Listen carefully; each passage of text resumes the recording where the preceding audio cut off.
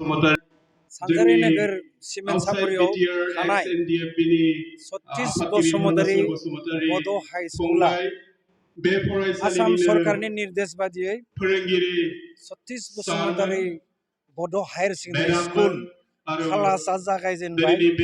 दिनै जोङो बेखेवबाय। बे बेखेवनाय हाबाफारियाव बाहागो लानानै बर' कसारि वेलफेयार अट'नमास काउन्सिलनि मासिगिरि हिसाबै बाहागो लानानै जोङो बेखेवबाय।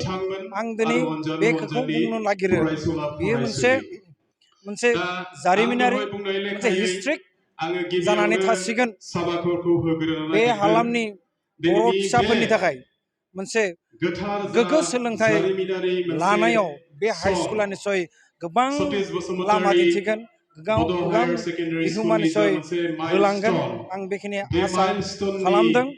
बेजों लोगोसे बे स्कुलखौ जे हायर सेकेन्डारि खालामबाय, आसाम सरकारनि गिबि मन्त्रि डक्टर हिमन्त बिश्व शर्मा बिथाङा दायित्व लानानै खम समनि गेजेराव 15 गं स्कुलखौ हायर सेकेन्डारि खालामनाय जानाखि सिद्धान्त आसाम सरकारनि, बिथांनिसिम गिबियावनो जोंनि मोनसे सिबिनाय आरो साबायखर।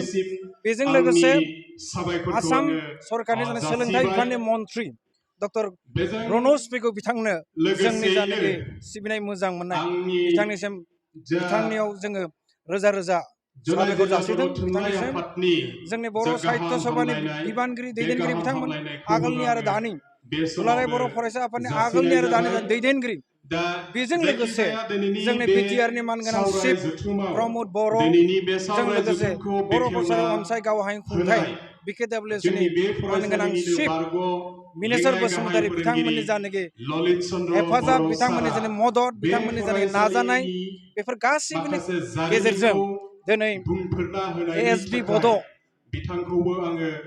हाई स्कुल हायर सेकेन्डारि जाबाय। दिनै बेखेवबाय।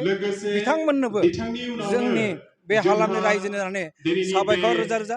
बेजों लोगोसे बे हालामनि आगोलनि बर' गौथुमफोरनि दैदेनगिरि, दानि जानाखि दैदेनगिरि, लोगोसे एसएमडिसिनि जानाखि आफादगिरि बा गासै बिबानगिरि, बिथांमोननिसिम रोजा रोजा साबायखर। आसा खालामो दिनैनिफ्राय बे ओनसोलाव मोनसे गोजों सोलोंथाइ बिथिङाव, बड' सोलोंथाइ बिथिङाव, बड' इडुकेसनाव बे स्कुला मोनसे माइलस्टोन निस्सय जागोन। आं बेखौ मोनसे फोथायनाय गोजोनदों। दाखालि 20 जुलाइआव आसाम सरकारनि मन्त्रि उर्खावगोरा ब्रह्म, आसाम सरकारनि मन्त्रि डक्टर रनज पेगु बिथांमोना बिटिआर आरो बिकेडब्लिउसिखौ लिंदोंमोन। 5.2 जानाखि कमिटि, एडभाइजारि कमिटि, बे कमिटिनि मिटिङाव दिसपुराव खुंनाय 20 जुलाइनि बे मिटिङाव इडुकेसन मिनिस्टारा स्पष्ट भाबै होनदों जे बबे स्कुलाव सिंगल टिचार, बबे स्कुला मा अबस्थायाव दङ, बबा माने जिर' टिचारनि खोथा, बबा मा होनो भेन्सार स्कुलनि खोथा, बबा मा होनो नांगौ रोखोमै एनरलमेन्ट गैया, बेफोर गासैबोनि मोनसे स्टेटास रिपर्ट थाबैनो होदो होनना बुंदों बिथांमोना। जों स्टेटास रिपर्टखौ बानायगासिनो दङ। थांनाय 8 आगस्टआव आसाम एडमिनिस्ट्रेटिभ स्टाफ कलेजाव बिथांमोननि आसाम सरकारनि थिननाय लेखा बा 20 जुलाइनि जानाखि सिद्धान्त बायदियै बर' बिटिआरनि बायजोआव थानाय बर'फोरनि थाखाय मोनसे गोनांथार माखासे स्किम बा गोनांथार माखासे हाबाफारि मावनो, बे मोनसे गोख्रों मोनसे वर्कशप जों 8 आगस्टआव खुंलांबाय। बेवहाय मानगोनां मन्त्रि उर्खावगोरा ब्रह्मआबो दंमोन, मानगोनां मन्त्रि डक्टर रनज पेगु बिथांमोना दंमोन। बिथांमोननि निर्देश थाबैनो बर' इडुकेसनखौ लानानै, बर' बिजोंखौ लानानै मोनसे सेमिनार खुंदों। आरो बे सेमिनार खुंनायनि गेजेरजों नोंथाङा जाखिनि सोंदों, बेफोर जेंनाखौ जों बिजिरनि आरो आसाम सरकारनो जोङो रिपर्ट होनाय जाथोंसै। थाबैनो मोनसे स्टेटास रिपर्ट। दा काउन्सिल हिसाबै काउन्सिल दानायनि उनाव बर' इडुकेसन बा बर' बिजोंखौ जोङो टप प्रायरिटि होदों। सेथि जोङो इडुकेसनखौनो होदों। जों गासै खामानि इडुकेसनाव मावनो नाजादों। जोङो ग्रानेडल' होआखै, जोङो बिल्डिं कनस्ट्राक्सन खालामदों।